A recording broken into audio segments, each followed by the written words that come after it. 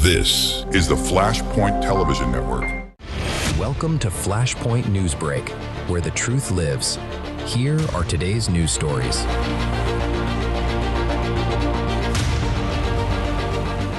Welcome to NewsBreak. I'm Gene Bailey. The goal of NewsBreak is to bring you the stories from around the globe that affect your life. Let's get started with what's happening. First, the gubernatorial results in Florida. Congressman Byron Donalds easily clinched the GOP nomination in this crowded primary. The longtime Trump ally benefited from the president's endorsement, beating several other candidates, including Florida Lieutenant Governor Jake Collins. Florida Governor Ron DeSantis, whose term limited stayed out of the primary, but Donalds, who could become the state's first black governor, says he anticipates DeSantis' support heading into November. He will now face David Jolly, a Republican turned Democrat. As a Republican Party, we have set the standard here in Florida. Ron DeSantis has done a great job as governor, and it's about keeping the wins that he's brought to our state going forward, but also building for our future, making sure that we can balance the growth with our agricultural lands and our conservation areas, because Florida is the best state in America, and we're not going to stop anytime soon.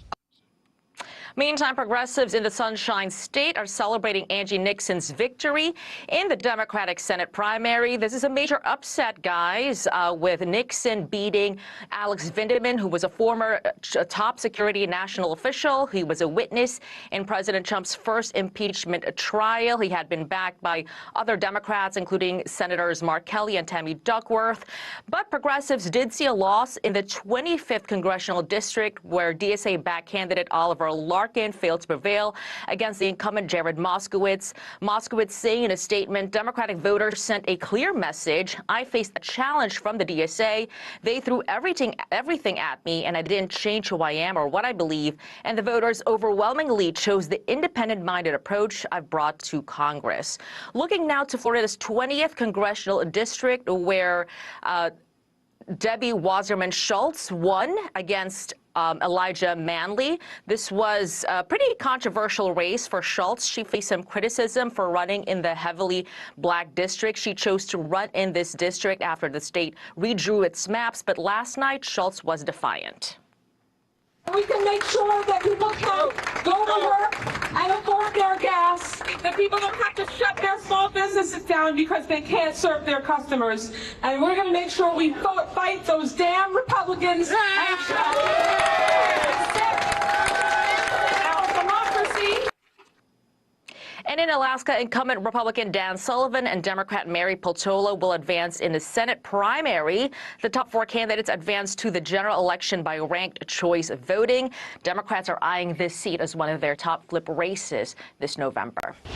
Chaos here over in Michigan. You can see some of the aerial video that's coming into our newsroom as we follow this developing story here with the help of our Fox 2 Detroit team. Now, Dearborn police making several arrests after a large protest that were sparked by the arrival of anti-Islam activist Jake Lang. Fox 2 Detroit's Robin Murdoch joining us live in Dearborn with much more on what happened. And I'll say, Robin, that video is definitely unbelievable.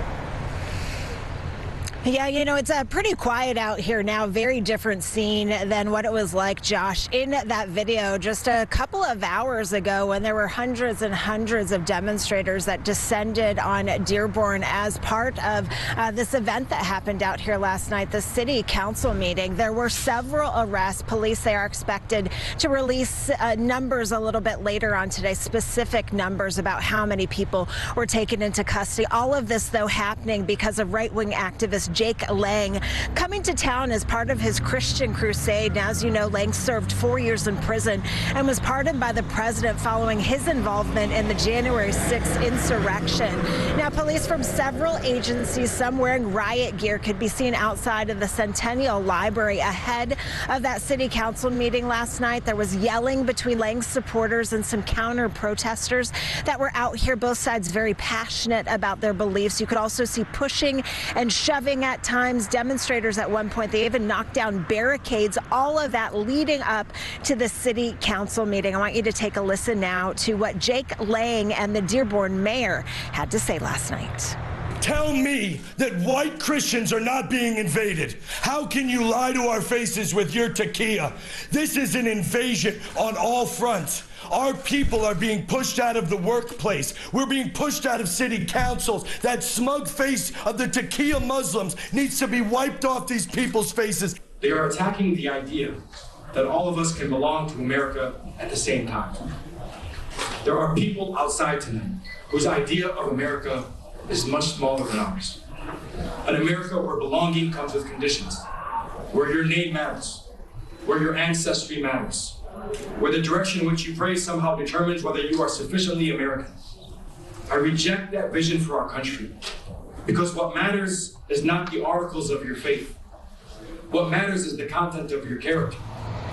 Now, that was the Dearborn mayor speaking right after Lang spoke to the city council last night. He started ripping up the Quran and then was escorted out of the meeting by police. Police do tell us that there were no significant injuries last night, so that is a good thing.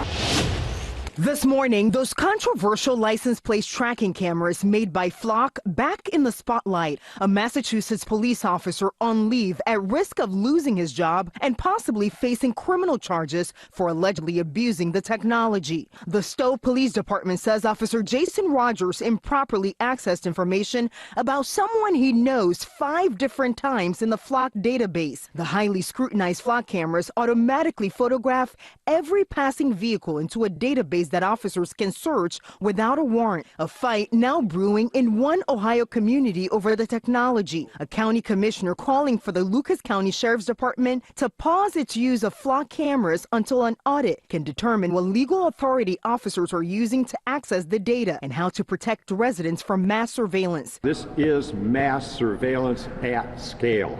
But the sheriff defiant, calling the technology a game changer. There have been multiple reports across the country of law enforcement officers misusing the database, including using them to stalk women. Critics calling these cameras an invasion of privacy. Some are being vandalized in acts of protest. The growing backlash led Flock to announce new changes last week, including requiring a criminal case number for their database searches and a promise to delete the camera data after 7 days instead of 30.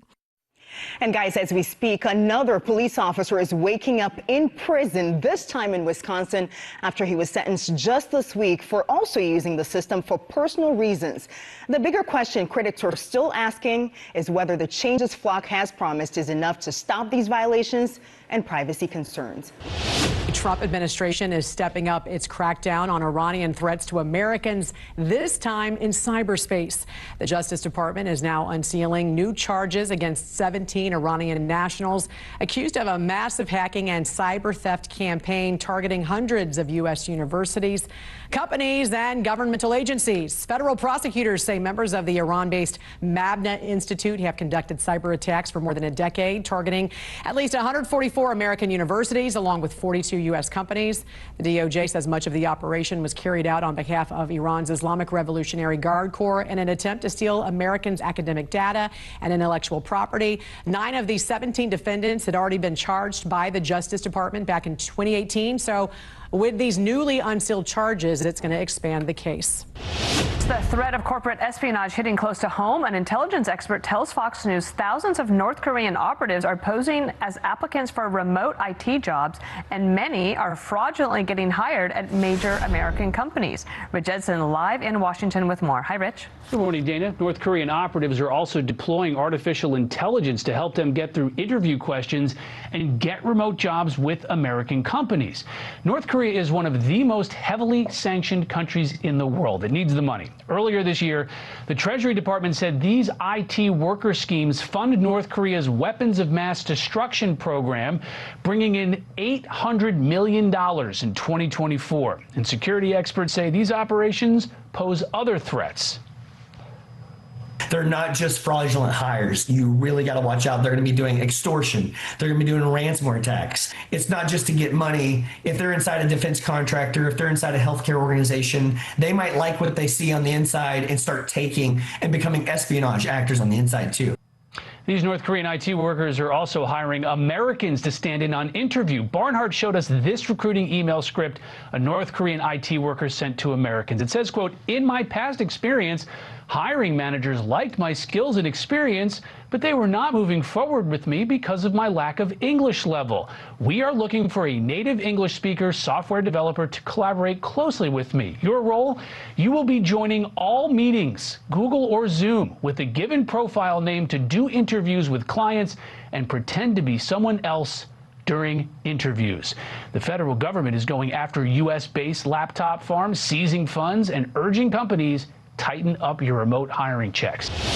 And new this morning, a Minnesota man once honored by the state is now accused of defrauding the same agency that gave him the award. Salman Ahmed Elmi now faces 8 felony counts in an alleged scheme that billed Medicaid for more than $1 million in fraudulent services.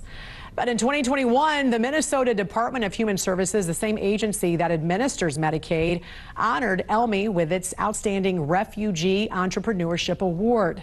2 others tied to the alleged fraud scheme have also been linked to a sex trafficking operation. Minnesota RNC committee member AK Camera posted, "This is the Minnesota Democrat officials created in list depravity and taxpayer-funded fraud." New York City homeowners furious at Mayor Z after this idea to, well, the rollout of the second home tax. They say it feels like a direct attack on them, who are his constituents. Roll this Tuesday night. Here we go.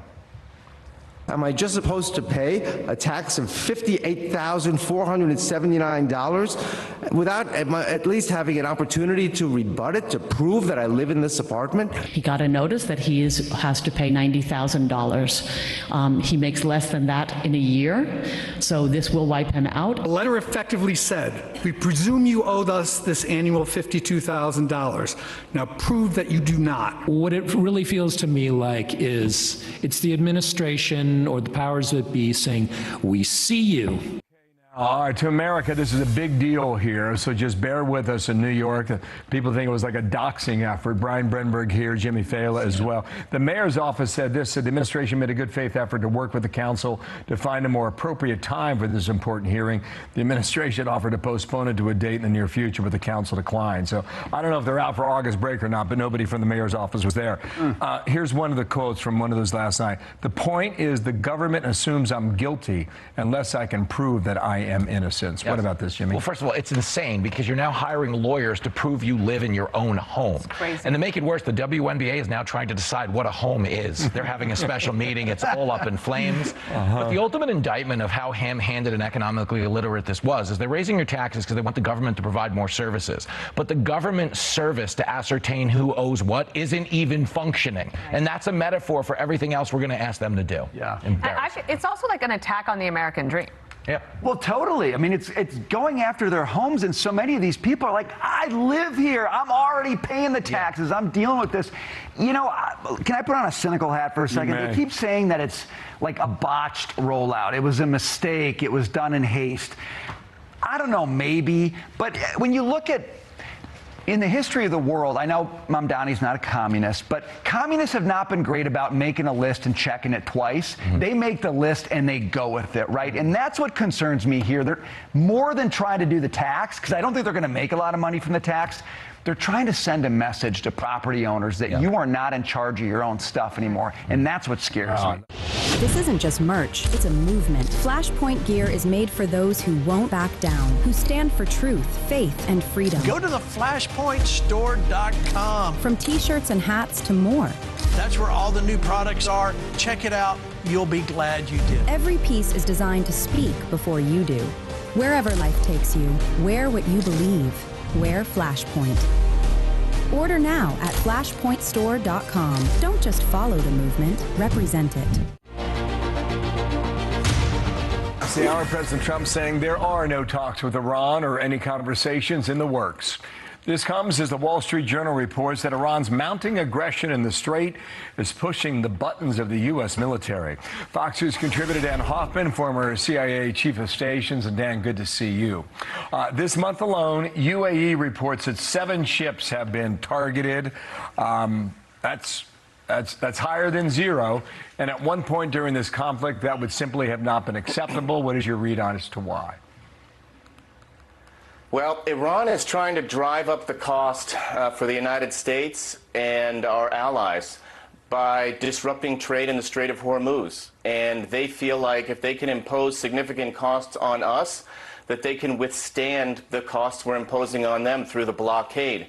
Iran has continued to make maximalist demands. There are no negotiations going on because Iran is demanding that we remove the blockade, that we release their frozen funds, eliminate sanctions, and stop conducting military activity in the region. Obviously, the Trump administration isn't going to do that.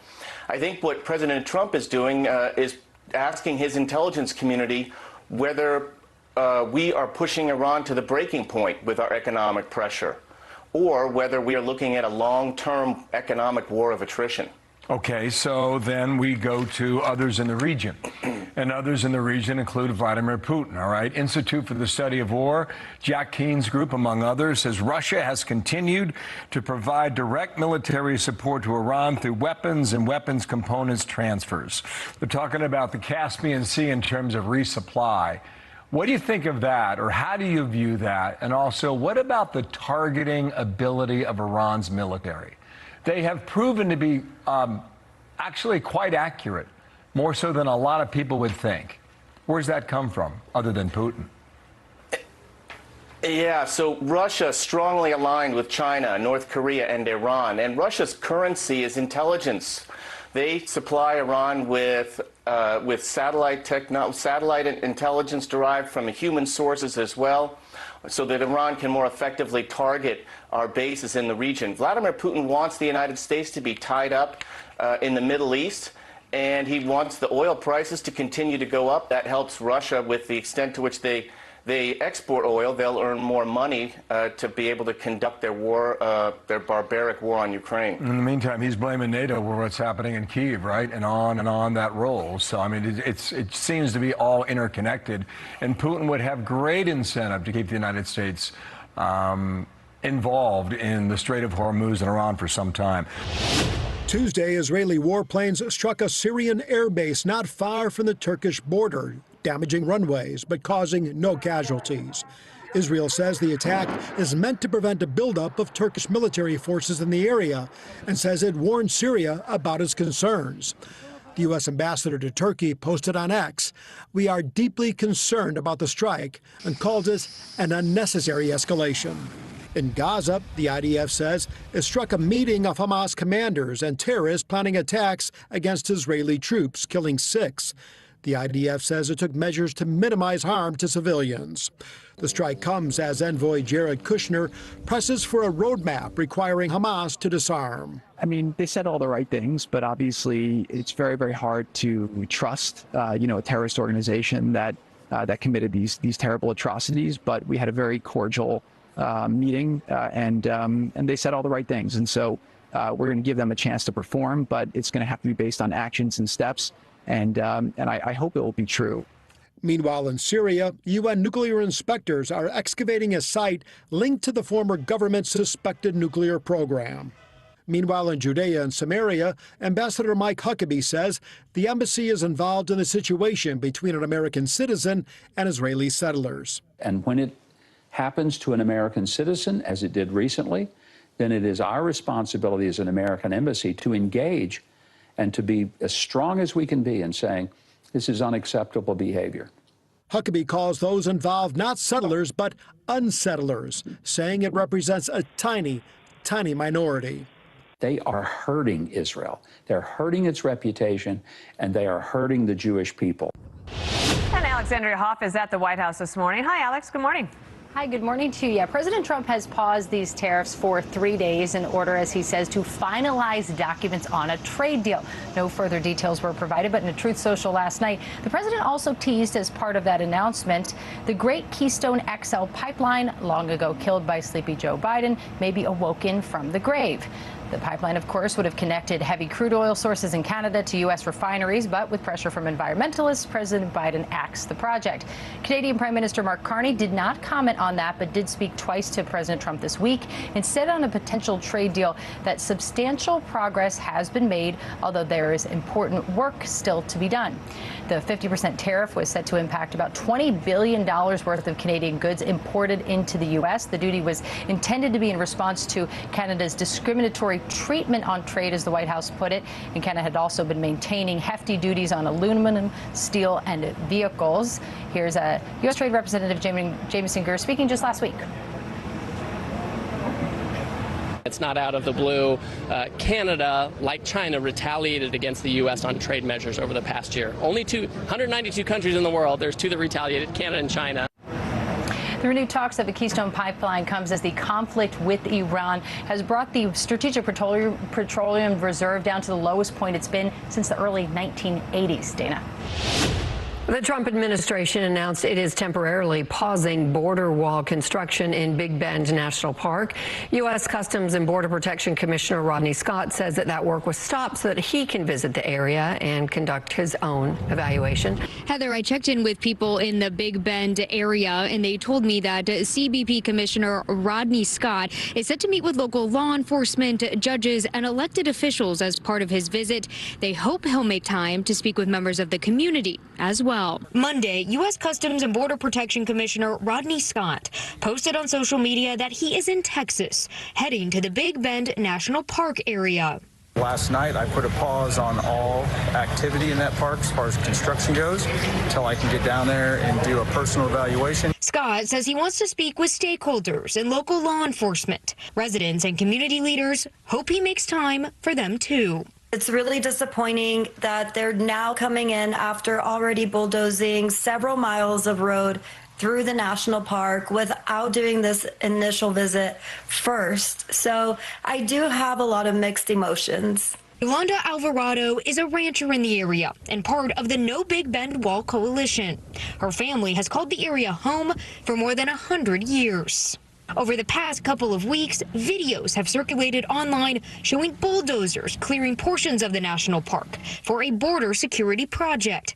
Customs and Border Patrol insisted it's not for a wall and just survey and design work. Yeah, I mean, clearly we all know what a survey looks like. There's stakes and markers, but there's bulldozers through the national park, and it's directly in line of where they initially wanted to put the wall. A federal lawsuit was filed on Friday, arguing that the project violates U.S. law and religious freedoms and could cause irreparable damage to archaeological and sacred sites. The issue gained bipartisan support, with state lawmakers on both sides of the aisle signing a letter to Governor Greg Abbott to intervene. Monday, the governor said he met with Homeland Security Secretary Markwayne Mullin. Over the weekend, I spoke with the Secretary of Homeland Security, and he committed to me that they will not be building a wall or a fence in Big Bend National Park. And with regard to the announcement today of the pause, that seems to be a consequence of my conversation with the Secretary this weekend. While Alvarado is glad to hear the construction is paused and the governor is getting involved, she knows there's still more to be done. They're trying to play it like, you know, there's no 30-foot wall. This is better. A construction of a road and a shorter wall is still construction. It is still using our natural resources.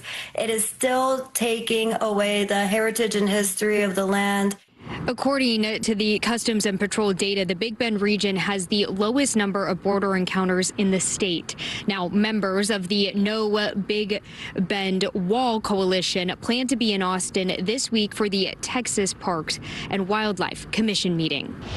1 million Americans are living with Parkinson's disease, but a newly expanded treatment is changing the game. Doctors are now using ultrasound tech to target some of the most debilitating symptoms. There is one man who lived with a severe tremor for years, and after undergoing this treatment, the shaking was gone within minutes, and no surgery was even required. That patient, Air Force veteran Bud Level, and his doctor, Dr. Bhavya Shah, join us now. Good morning to you, gentlemen.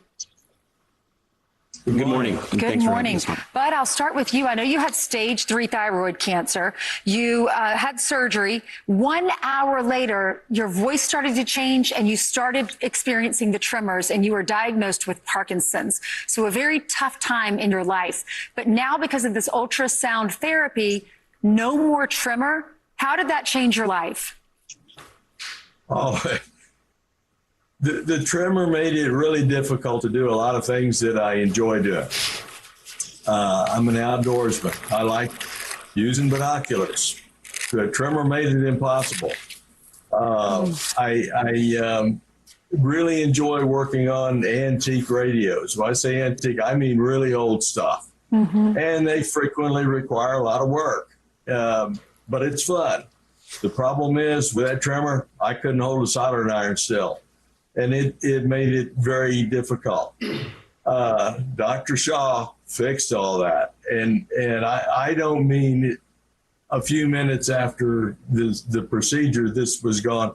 It was gone immediately, and it's still gone. And in fact, I can show you, if you want to see, there's no tremor.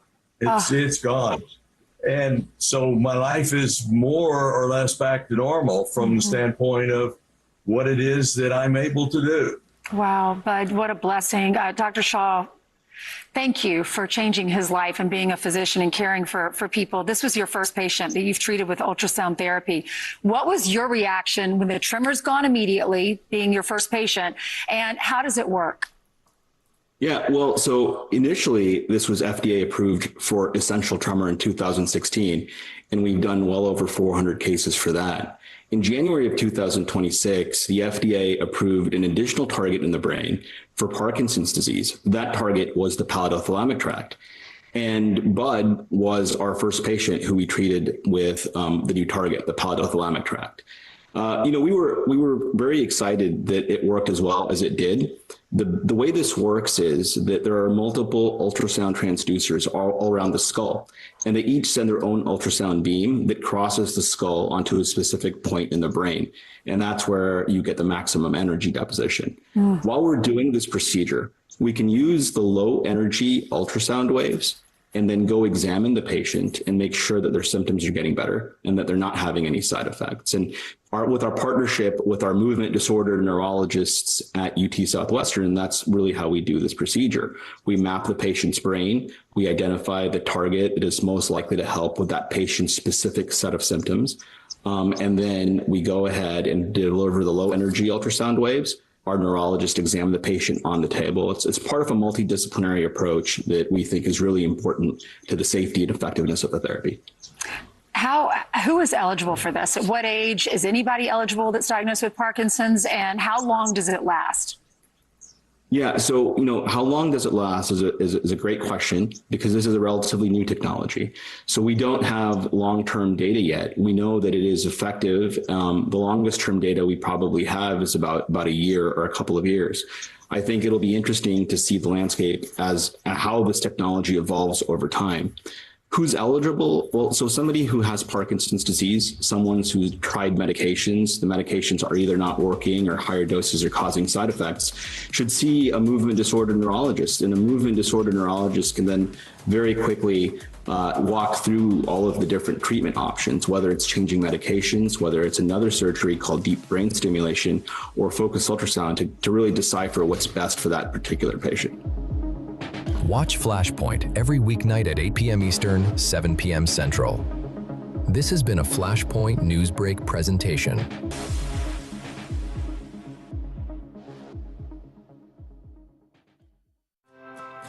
In a time full of war, be peace. In a time full of doubt, just believe. In a world full